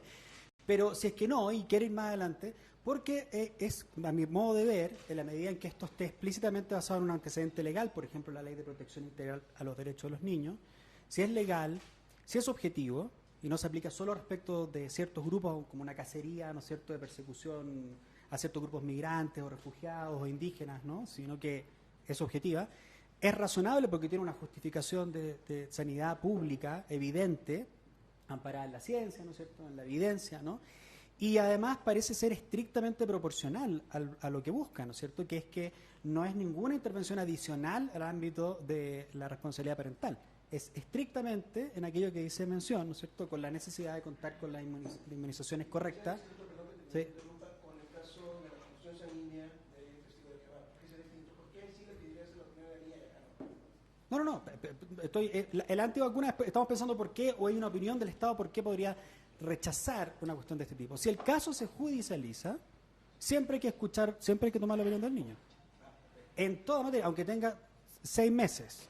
Y lo que dice el Comité de Derechos del Niño, que en los casos que los niños son muy pequeños, hay maneras que la gente que trabaja con niños, o sea, probablemente el representante va a poder traspasar eso, pero por ejemplo los casos de abuso sexual o negligencia parental, que los niños son muy pequeños, la lex artis en ese campo es tratar de conocer o reconocer cómo el niño se siente, cómo reacciona, para reconocer de ahí una opinión indirecta, ¿no? Pero obviamente cuando se trata de ponderar competencia y todo, se tiene que tratar de niños que puedan justificar, explicar. Pero la opinión del niño es una condición sine qua non de cualquier análisis de interés superior. No hay interés superior si la opinión del niño no se escucha, no se toma en cuenta y no se le hace devolución al niño sobre esa opinión. Lo que no es lo mismo que estar de acuerdo con la opinión del niño. El niño no tiene derecho a ganar ninguna discusión. No está en la convención ese derecho. Tienen derecho a argumentar y a que se respete sus intereses. Y sobre la segunda cosa que tú preguntabas del paternalismo justificado, ¿sí?, a la de Garzón o quien fuese, yo diría 2 cosas. La primera, hay 2 maneras de mirar estos casos. Estaba pensando en los casos de personas con discapacidad intelectual o discapacidad severa y todo. Un esquema es el que protege autonomía y solo autonomía, y otro que tú proteges bienestar o interés superior.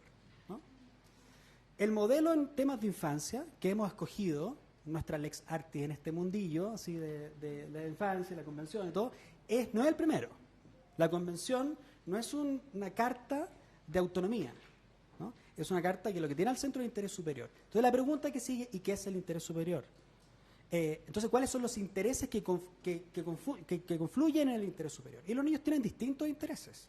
Tienen intereses básicos como tomar agua, comer, no morir, ¿no?, que no los torturen, que no los desaparezcan, que no los trafiquen, ¿sí?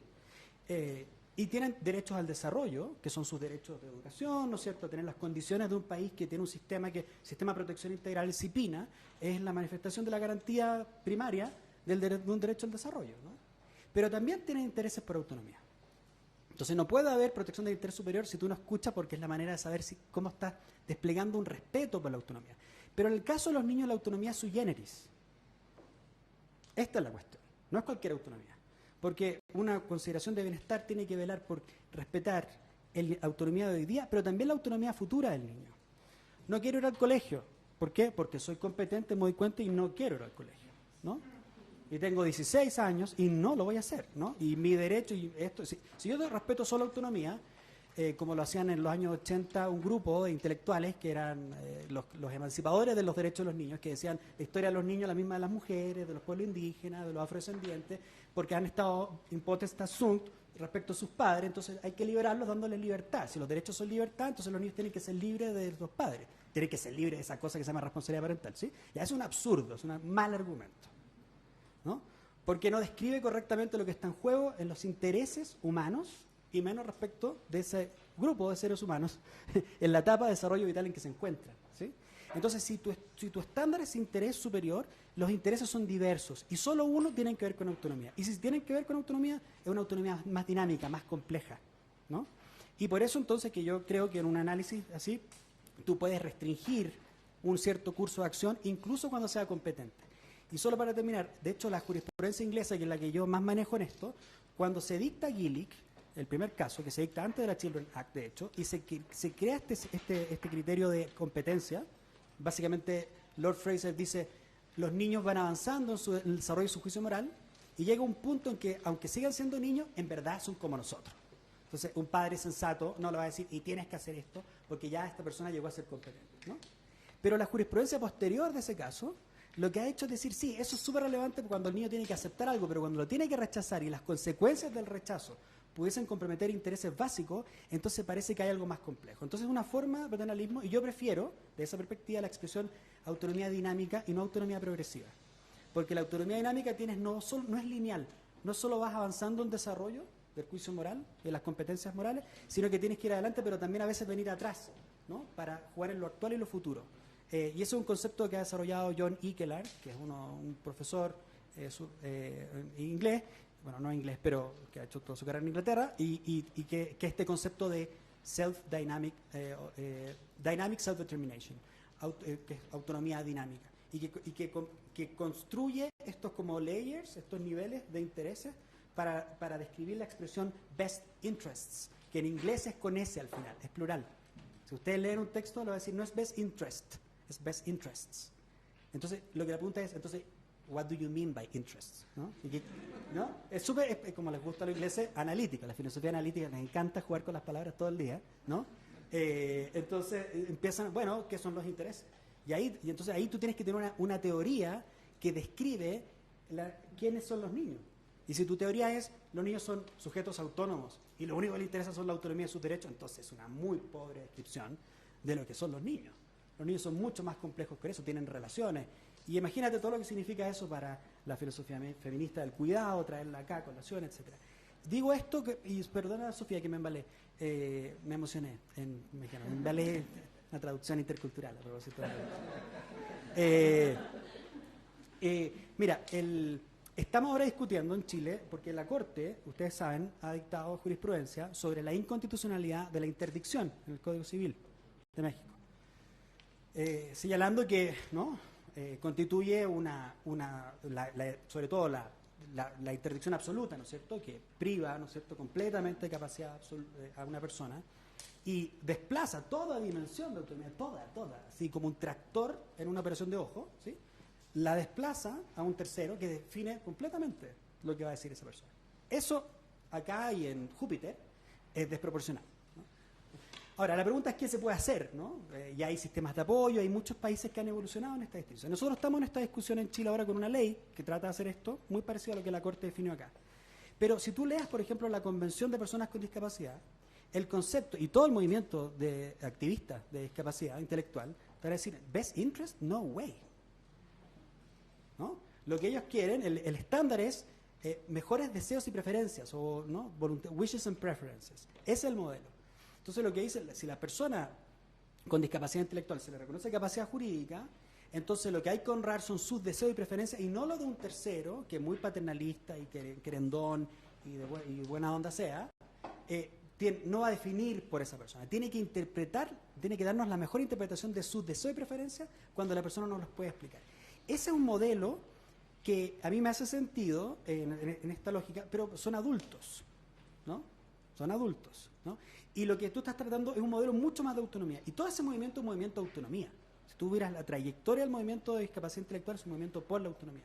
Pero en el caso de los niños, en el contexto de la responsabilidad parental, no puedes reducirlo solo a la autonomía.